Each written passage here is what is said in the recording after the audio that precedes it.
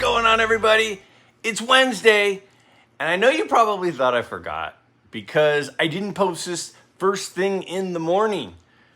But things have been crazy between the holidays, traveling to see family, doing presents, all the duties around the house, and here we are. So I didn't forget, and I've got some really cool things to share today that I'm excited to share.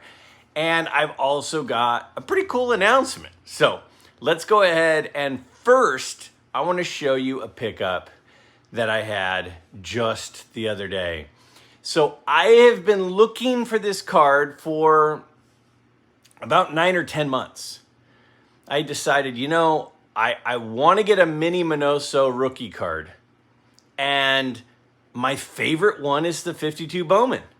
So I want a 52 Bowman, so I've looked at them at shows. In fact, in my recent video of a recent card show, I looked one over. It was a 3.5, and I think the dealer was asking like $225. I've looked at a bunch of them. I've been watching them on eBay. I've been looking everywhere. And lo and behold, I found one on Whatnot. I continue to say I think Whatnot is great. And I found a card I've been looking for a long time on Whatnot. Again, Whatnot is basically eBay meets QVC. It's like a place that you can just watch for entertainment purposes, but also make purchases when something pops up. And that's exactly what I did. And I got this beauty. I am so excited to get it. Now, this card historically sells for about $200 in a 4 grade. PSA assigned this one a 4. See what I did? PSA assigned this one a 4, but to me it looks way better than a 4. I mean, it is a beauty, really well centered. One of the things I love about it is how clear it is, how bright the colors are. It's really well centered. I mean, the eye appeal of this card is off the charts, and I got it on Whatnot. Again, it's QVC meets eBay. I really encourage you to go check out Whatnot over the next few days. In fact, on Friday, December 29th, 2 days from now, I'm going to hold my first ever Whatnot sale. And I'm encouraging you to come over and check it out. Now, I have not done it before. It's my first one. So I'm hoping I don't show up to a room full of crickets. So come out and check it out. Now, one of the reasons I'm doing it is because a bunch of you who signed up for Whatnot during my Mickey Mantle giveaway that I did, back in November, still haven't used their credit. Remember, if you signed up with an account and you were a new user of Whatnot, you got a $15 credit on Whatnot. And I looked the other day, and a bunch of you haven't used your credit yet. So one of the reasons I'm doing it is I want people to be able to spend their money and check it out. It's free credit on Whatnot. Why not? So I'm going to have a bunch of cards. I'm planning on doing about 100 auctions, 100 different cards I'm going to sell. And I'm going to try to make most of them like under $20. Under $20 cards, because that way you can maximize that credit from Whatnot if you've not used your credit. If you have used your credit, then check it out too. But I think that this is a great opportunity for you again to try Whatnot, for us to connect in a live way, and I'm going to figure out Whatnot on the fly with all of you. And it's a way for you to pick up some cards using your credit on Whatnot, or just cards that have come out of my collection.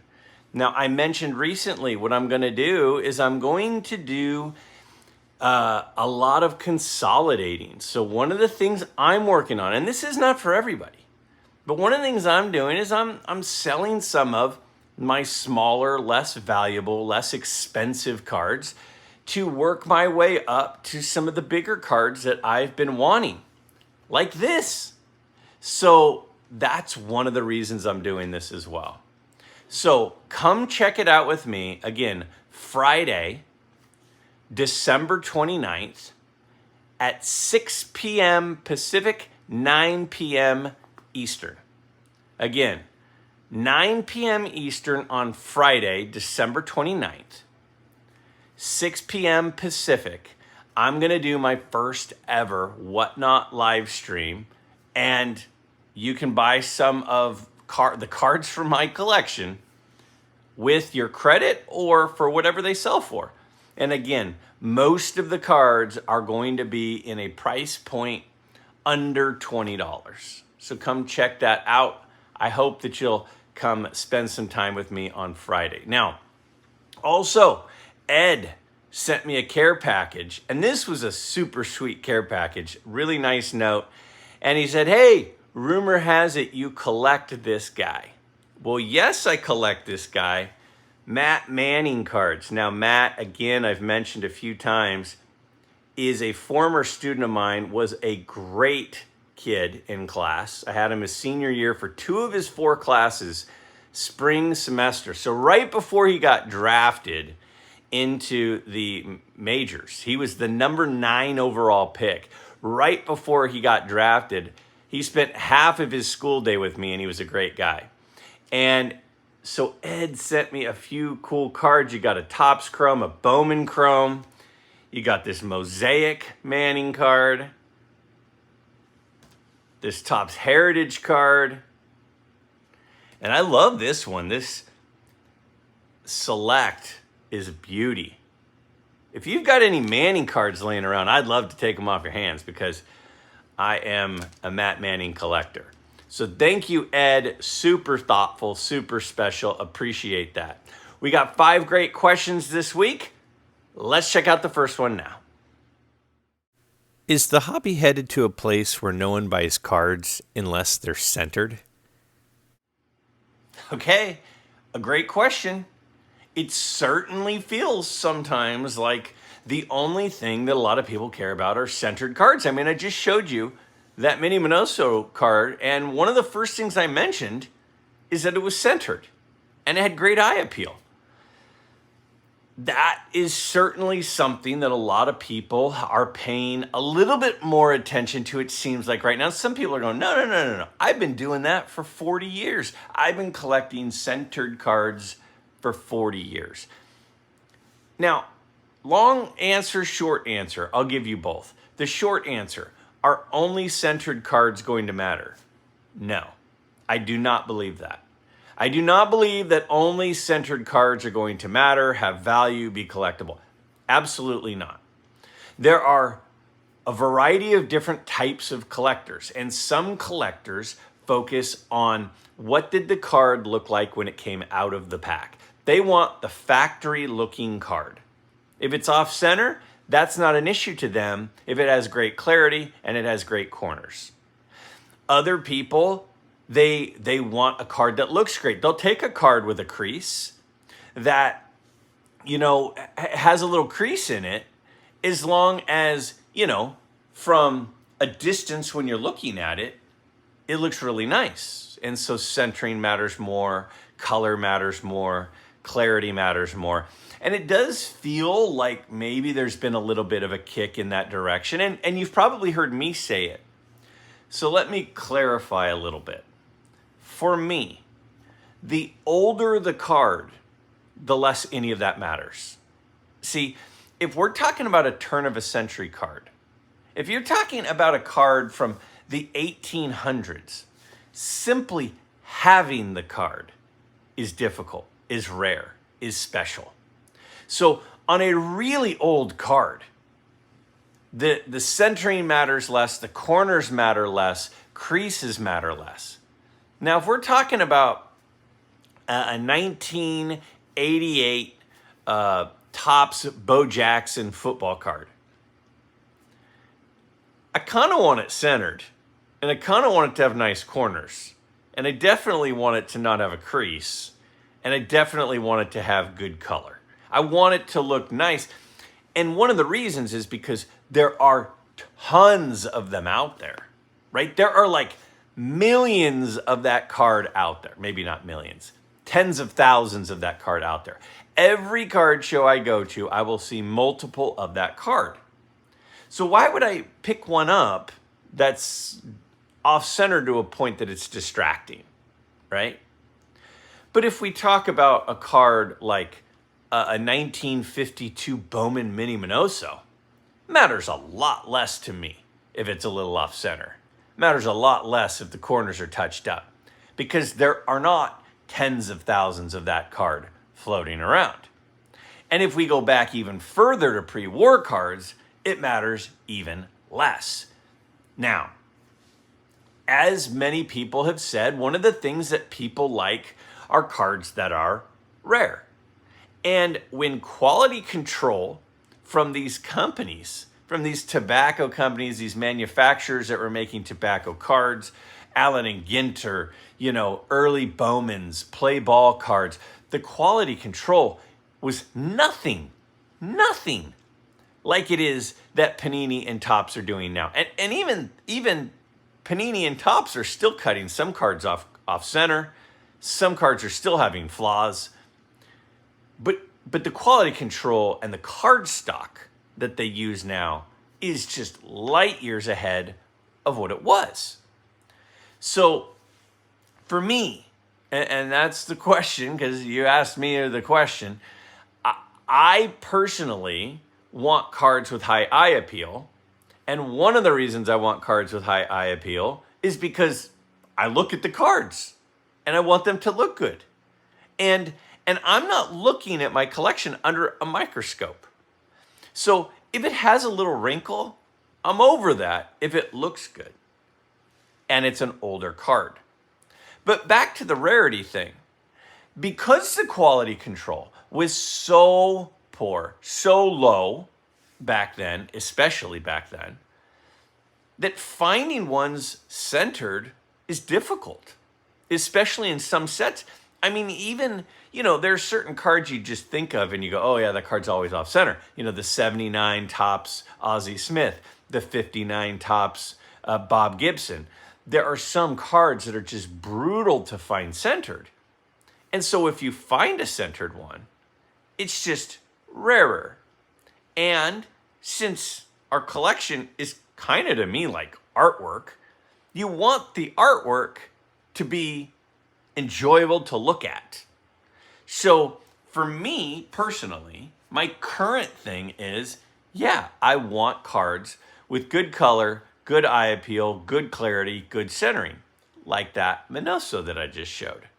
But if I go back a few years, if I go back 10, 15 years in my collecting, the kiss of death was a crease. I would never have a card that had a crease in it. That was like absolutely not. If it had pretty sharp corners and it was off center, but it didn't have a crease, I would buy it. My habits have changed. My opinions have changed. I currently am moving toward more of an eye appeal thing because I'm not looking at the card under heavy magnification. So again, this is the long version of the response. No, I don't think that cards that aren't centered are going to be worthless or aren't going to be collectible. I think that the demand is more for a card that has good eye appeal. But when you're talking about a card that might have a population of, 30 or 40 in existence that have ever been graded, centering means a lot less than it does over the card like the 88 Bo Jackson card. So it's kind of like, for me, my tolerance is a sliding scale. The newer the card, the more important centering is.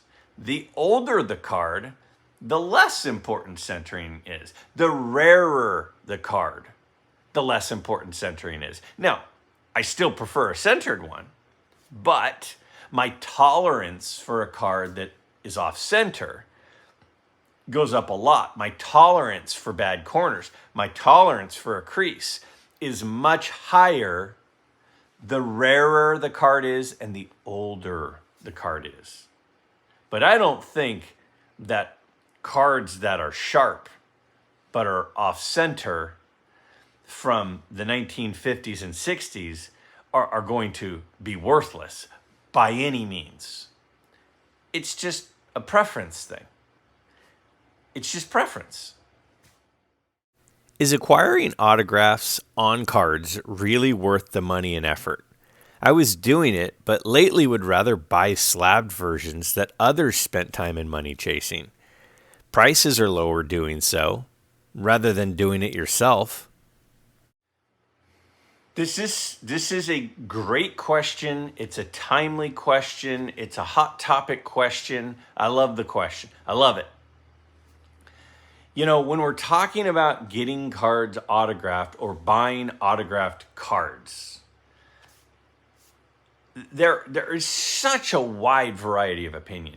For a long, long time, I personally wouldn't own a card that I didn't see get signed. It was the thought of, well, I'm not going to buy somebody's fake. And that's how I felt for a long, long time. And for a long, long time, just like the previous question, for me, it was all about corners. Corners mattered above everything else. But over time, my opinions change. To this question, again, I think it's timely. It's been coming up a lot as the popularity of autographed vintage cards especially has gone up because I think mostly the rarity of it. And Blue Jacket 66 just did a video the other day. It was a fabulous video. And he started looking at where are all of these autographs coming from? He's like, I'm not saying they're fake, but it's certainly possible. But it seems like they're showing up. And he started looking at old auctions and saying there were like 0 Mickey Mantle autographed cards in this auction 10 years ago, but now there are, 10 or whatever it is. It's a great video. And he is a very well-known, very knowledgeable collector in the community. And if you're not a member, if you're not a follower and a subscriber of his, you have to do that. And I'll put a link to the video down below. Check it out. He brings up some great questions, and he doesn't sit there and tell you, if you do this, you're crazy. If you don't do this, you're crazy. He's just throwing out questions and ideas. And to me, that's the best type of video. It's just bringing up a topic, raising the question, what do you think? Here's some things to think about. It's great. So check out that video. And check out his channel. And I'm assuming anybody who's a subscriber of me is long been a subscriber of his. But it's a great question. From a strictly having the card point of view, yeah, in a lot of cases, it's cheaper to just buy the card already autographed. But to me, there are two main things missing. There are two main things missing if you buy a card that has already been autographed. The first thing that you're missing is the certainty of authenticity, right? Now, if PSA authenticates it, I think PSA probably does a pretty good job with our authentication. They can look at pressure points. They can look at flow movements. They can look at the pen type and the depth of the ink flow. And they have a lot of things that make them, I think, probably fairly reliable. But if you have a card that you saw get signed, you know it's real, right? So I think that the overwhelming majority of cards that have been authenticated by a company like PSA are real. But it's possible that they're not. The other thing that you're missing if you buy a card that has already been signed is you miss the story. And sometimes the story is the best part. I want to show you a couple autographs from my collection, okay? And I got them in a variety of different ways. So the first one, when I was a kid, I was a golfer growing up. I picked up golf in like first grade. I started golfing ever since. Okay. And we used to go, because I lived in Northern California. I lived about 45 minutes from Napa. And in Napa, Silverado Country Club had a major senior PGA event for years. And I would go with my dad, and I was a card collector. So I would show up with a bunch of my cards that I pulled from packs, and I would try to get the golfers to sign them. And yes, they had senior tour player cards.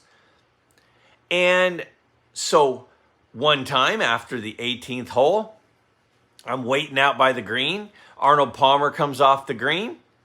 I go up to Arnold Palmer. There's a whole bunch of kids around. I put out my card, and he signed it. And so I have this Arnold Palmer signed card. I pulled the card from a pack. Pro Set. Remember Pro Set? I pulled the card from a pack. And he signed this as he was in a golf cart that a marshal was driving him back to the clubhouse. And I was jogging along next to the golf cart as he signed it and handed it back to me. I have the memory like it was, yes, I could tell you exactly where it was on the golf course at Silverado Country Club, between the 18th green and the clubhouse. I have a story, and I have guaranteed authenticity with that autograph. As a kid, I used to go to card shows all the time with my dad. And you know, there were a lot of card shows in Northern California, in the San Francisco area. Moscone Center did a big show. There were a lot of big shows. There was a fashion center. At one point, this show got so big on Labor Day weekend that they had it in 2 buildings for a few years. And one of the things that a lot of smaller shows would do, Holiday Inn hotels would do shows, malls would do shows, is they'd have guys signing for free to get people to come to the show. Well, as a kid, I was a huge 49er fan. I'm still a huge 49er fan. And as a kid, I was a huge 49er fan, and my guy was Roger Craig. He was awesome. Loved Roger Craig. On the playground, playing football with all my friends, I would try to emulate Roger Craig and his high knees. And he would sign for free at shows, at mall shows. So I got his rookie card signed. And I remember waiting in line, and I'm getting nervous as I'm getting closer to my guy, Roger Craig. And I got it signed by Roger Craig. And you could tell he looked at me a few times. I mean, I was young when this happened. This is probably like 1992 or 1993 that I got that. His rookie card signed at a mall show for free. He could tell. I could see it in his eyes that he knew that was special for me. And he is a great guy. Another mall show I went to with my dad. And again, this is back when you didn't really get cards signed. And I had like 3 of Roger Craig's rookie cards, which is the only reason I was willing to sacrifice one and get it signed. So I went to a card show with my dad, and Willie McCovey was signing. Again, Northern California. A lot of the Giants guys, 49er guys, Warriors, Kings would be at different shows. And Willie McCovey was signing. So I remember going, I don't have anything to sign. I didn't want to get a photograph signed, so I decided to get a card. So I went through the show, found a Willie McCovey card for $1 or $2, and I got it signed. And I remember getting this signed. And the thing that blew me away about Willie McCovey is he was such a big guy. He was a big guy. How big was he? Doesn't it say on here? It says, yeah, 6'4", 215. I didn't realize he was that big. But when he walked in the show and then signed this for me, so I have the story. I know that I'm 100% sure this is real because I watched him sign it. And I have the story. I remember it. And then I got a couple other autographs which have a story, but I'm not 100% on the authentication. So as a kid, what I used to do, here's a Mike Schmidt autograph on an 86 Donruss card. What I used to do as a kid is in the back of the Beckett magazines, they had the address of all the stadiums. And so I would go through my cards. I would find a card that I had doubles of. I would spend my birthday or Christmas money buying envelopes. I'd buy a big envelope and a smaller envelope. All right, like the legal envelope and then whatever the smaller one is. And I would buy a book of stamps and I would send off cards to different players. And this is, Mike Schmidt was still playing at the time. And I sent this off to the stadium. And I've had this card since I was like 10 years old. Maybe 9 or 10 years old I've had this card. And I remember going to the mailbox every day and checking it. And I remember when Mike Schmidt, I didn't know Mike Schmidt. There wasn't a database online of who did and didn't sign. You just took your chances and rolled the dice. And Mike Schmidt signed. And I was like, oh my gosh, Mike Schmidt. He's like the best third baseman of all time. And he just signed this for me for the cost of a couple of stamps and a couple of envelopes. Now, I wasn't there, so I'm not 100% sure he signed it. But when you compare it to other signatures, it's pretty sure that it's his. And I have the story. I've had that in my collection for a really long time. And then recently, I had seen that Brooks Robinson signed. And, Brooks Robinson passed away recently. And to show what a great guy Brooks Robinson was, he was signing all the way to like just before he died because, he died, a couple of months ago, 2-3 months ago. And I got this back in the mail from a TTM autograph from Brooks Robinson like 4 months ago. So like a month or two before he died, he was still signing TTM autographs. And you can see how his autographs started slanting downwards towards the end. But I've seen a lot of Brooks Robinson autographs, and that is Brooks Robinson's autograph. And I got that one recently, TTM. So yeah, buying already graded cards might be cheaper. And I think that the overwhelming majority of them are legit. But when I see Willie McCovey sign my card with my own eyes, I not just have 100% authenticity, I also have a story that goes with it. I'm not trying to take anything away from buying cards that have already been autographed. I've done that myself. And it is cheaper. But I think the story that goes along with the journey and the hunt for getting it done yourself is part of the value. At least it is for me. I'm 61 years old and was collecting cards during the junk wax era. Do you think with all these cards being mass produced, we are in the middle of another junk wax era? Yeah. So first of all, I've gotten really long-winded for my first 3 answers. So if you're still watching, I appreciate it. I don't set out, I don't have any notes. I don't set out what I'm going to say. I just kind of talk. And if I know I'm going to talk about a card, I'll pull the card to show the card. That's about it. So those last few answers in introduction have been longer than normal. But this one's going to be a little bit shorter than normal. Long story short, do I think that we're in a junk wax era too? Absolutely yes.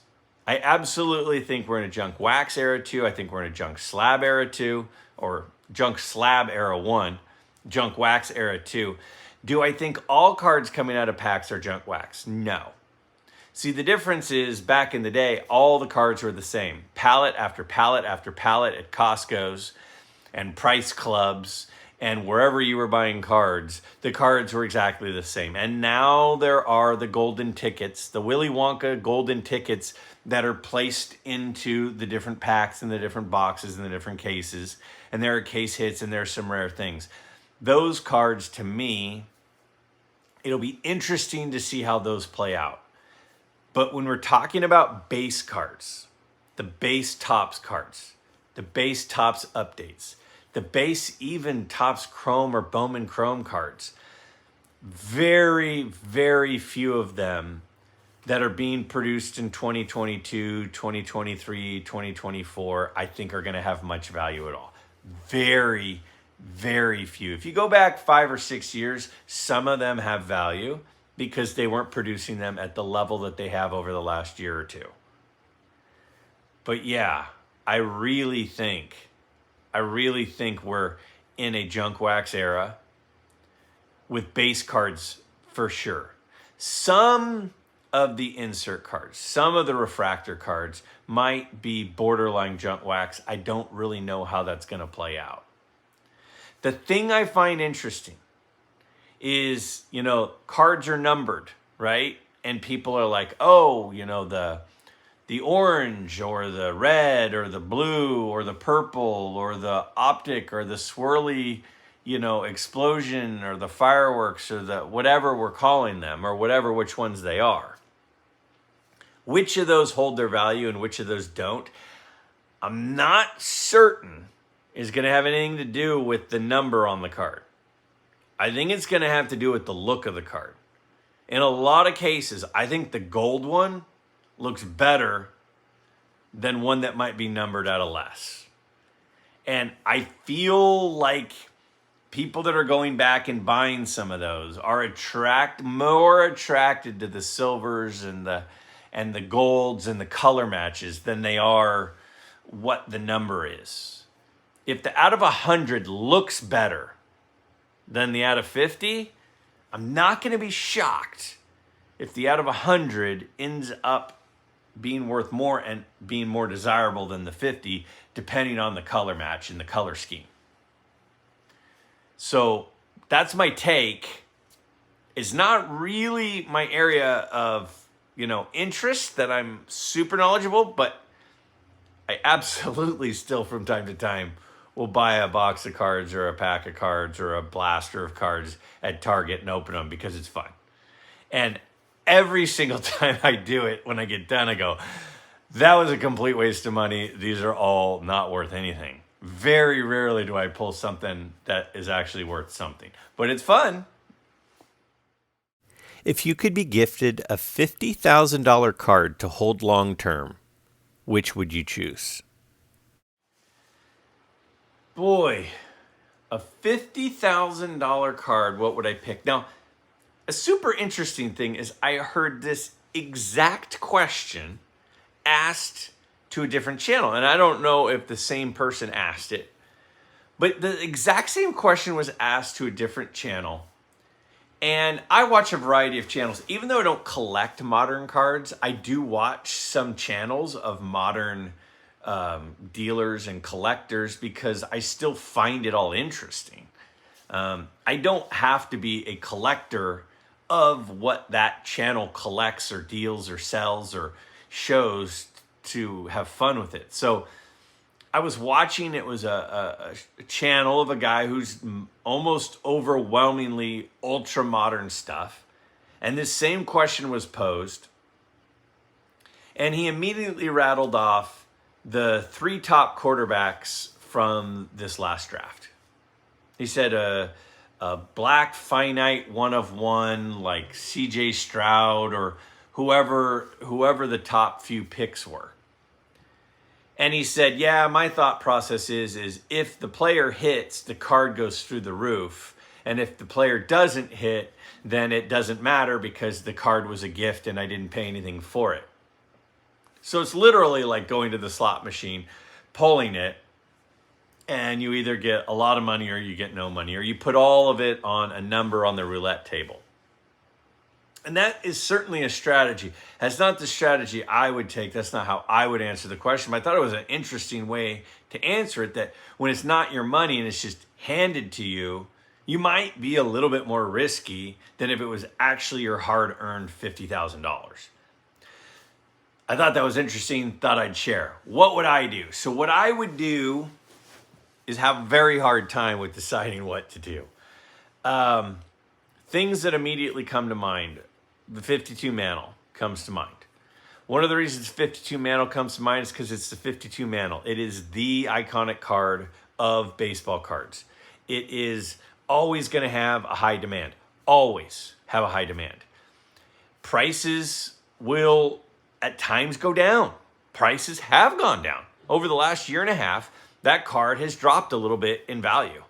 It doesn't mean just because that's the card I would go for that it would go through the roof forever. So is that the card I'd go for? I don't think so. I don't think that's the card I'd go for, but it's certainly on the short list. It's certainly one to consider. Other things that I would consider would be like a high grade Hank Aaron rookie, or a high grade Roberto Clemente rookie, or something along those lines. Certainly would be something that I would consider. But when you're talking about 50,000, I tend to go for those more once in a lifetime type of cards.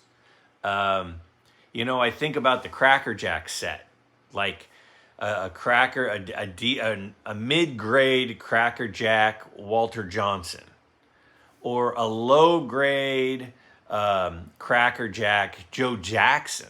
Those even would fall into that range. Now, a high-grade Shoeless Joe Jackson Cracker Jack is way out of the price range, even at 50,000. But a low-grade one is a possibility. I would be very intrigued at doing something like that, or a high-grade, Ty Cobb T206. Something like that would be very intriguing to me. But I get one answer. So far what I've done is I've picked like 7 different cards, right? Oh, I'd like that. But you asked me for one, so I'm going to now narrow it. I'd have a really hard time not getting the mantle, in like a 2 or a 3 grade. I'd have a really hard time not doing that. And that might be the way that I'd go. The other thing I'd really consider, besides the mantle, so I'm now narrowing it to 2, I would say would be a 48 leaf Jackie Robinson. I mean, I don't know how you can go wrong with a Jackie Robinson. I don't know how you can go wrong with the Jackie Robinson rookie card. Super iconic card. A mid-grade one is in the price range of $50,000. So I would definitely say that I would personally, although a Gaudy Babe Ruth would be intriguing as well. But I'm going to go with either I'm going to narrow it to 2. Am I allowed? I'm not allowed to narrow it to 2, am I? So the final 3 answers would be the Gaudy Ruth, in a mid-grade, a mantle in a lower grade, 52 mantle, or a 48 leaf Jackie Robinson. I think I got to go with the 52 mantle in a lower grade. Maybe a 2, or maybe can I pull a 3? And you say, but Greg, you said it's not about the grade. No, you know what I mean. I mean like a VG, a G or a VG, a lower end mantle. Again, the grade gives us a guide to the quality of the card. It doesn't mean it's a 3. It means if it's a 3, it might have a wrinkle, might have a crease. It has touched corners, might be a little off center, might have a little bit of surface damage. But I'd look for the best looking low grade Jackie Robinson or Mickey Mantle, and I think I would go with the 52 Topps Mantle. In your collection, what is your single favorite, not necessarily most expensive, baseball, football, and basketball card? Why does it have special meaning for you? Okay, so final question. My favorite baseball, football, and basketball card from my collection is a brutally tough question.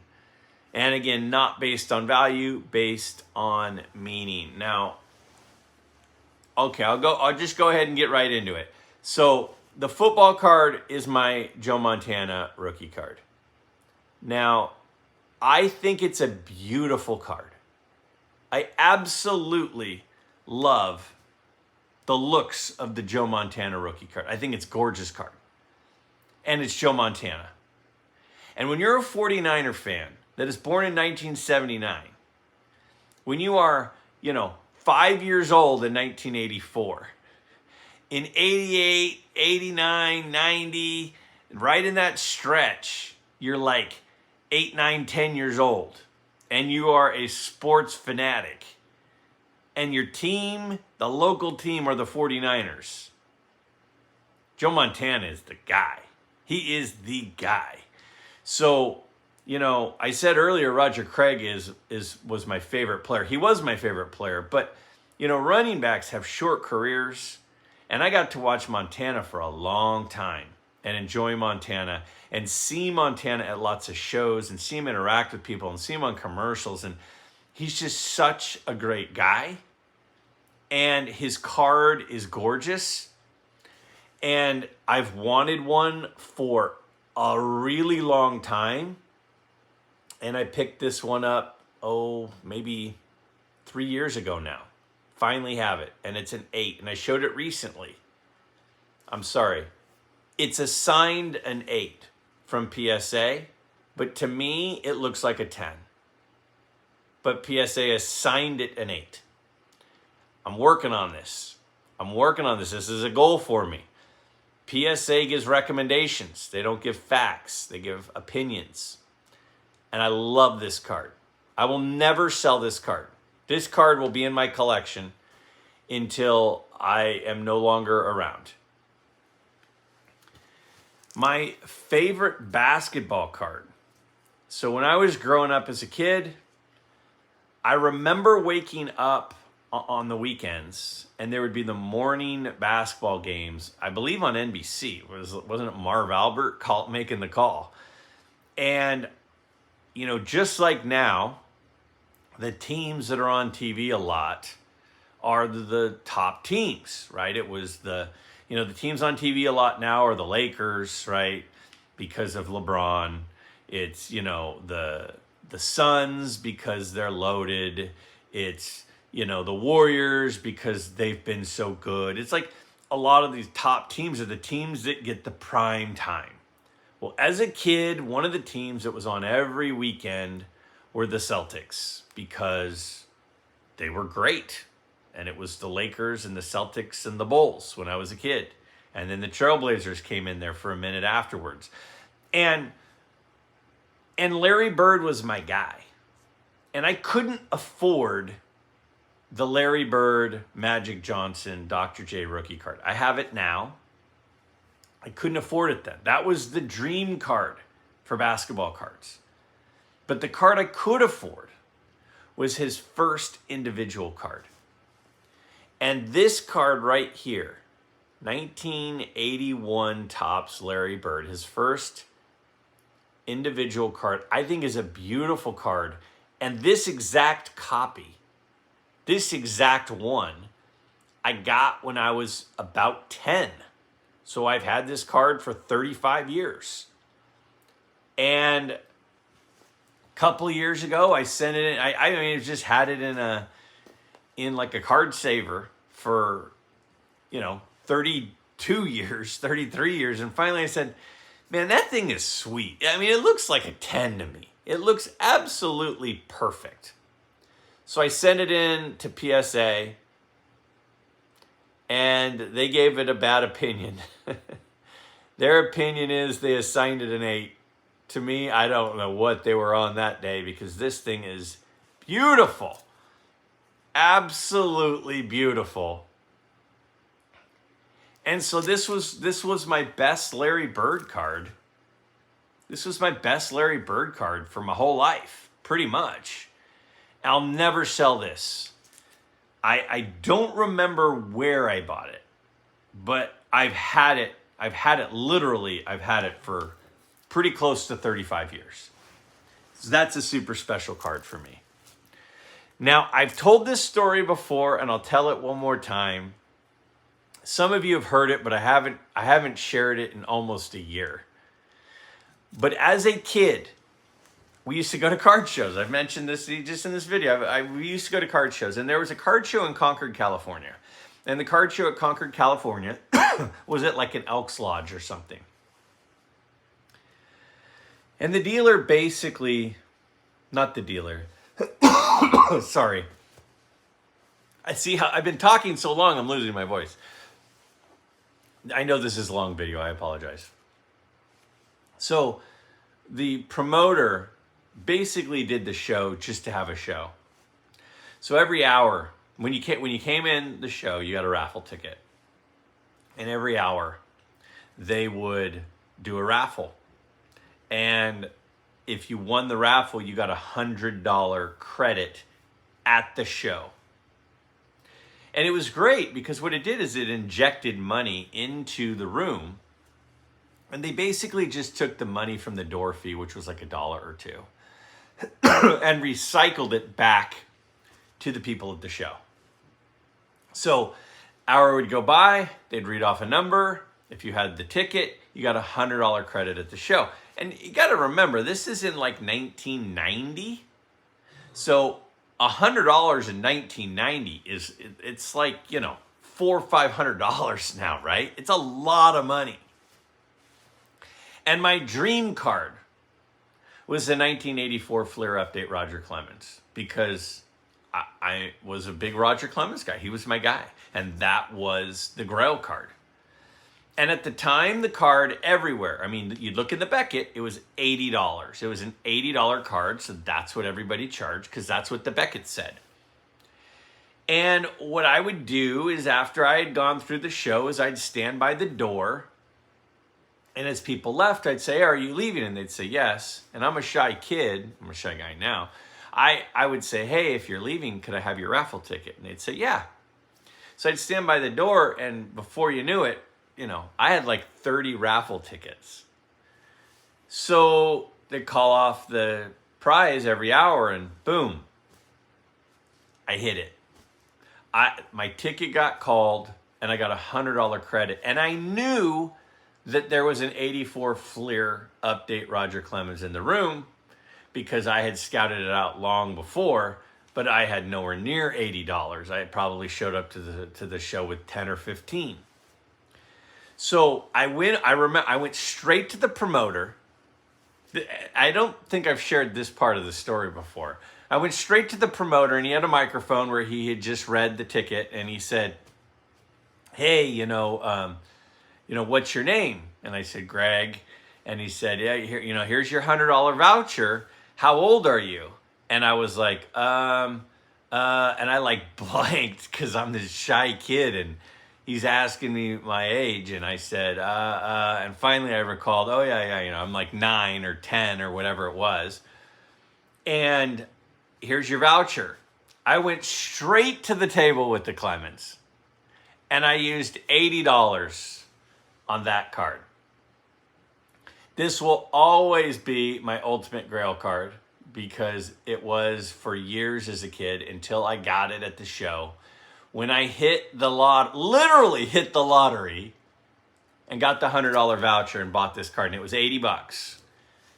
And I shared it once before, and someone goes, "What'd you do with the other $20? I have no idea. It didn't matter. It was all about the 84 Fleer Update Clemens. And people say, "Well, are you going to get it graded?" Absolutely not. Why would I send this card to a grading company for them to tell me that it's not perfect? I have no interest. I'm never selling it.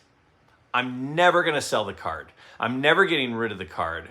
I could care less what anybody else's opinion is of the condition of the card. To me, it's a 10. And it'll always be a 10. And it will always be my favorite card. Always. I will never, ever part with this card. I love it. Great question. If you have a question for an upcoming episode, down below in the comments, just simply type your question. I apologize that this video ran so long, but I guess that's what I get when I don't have notes, and I don't have a timer, and I don't have a time limit. It ran long. I'm sorry, but those are my honest answers. I look forward to your questions for next week. Friday, come join me. 9 p.m. Eastern, 6 p.m. Pacific on Whatnot. Friday, December 29th. I'll see you there.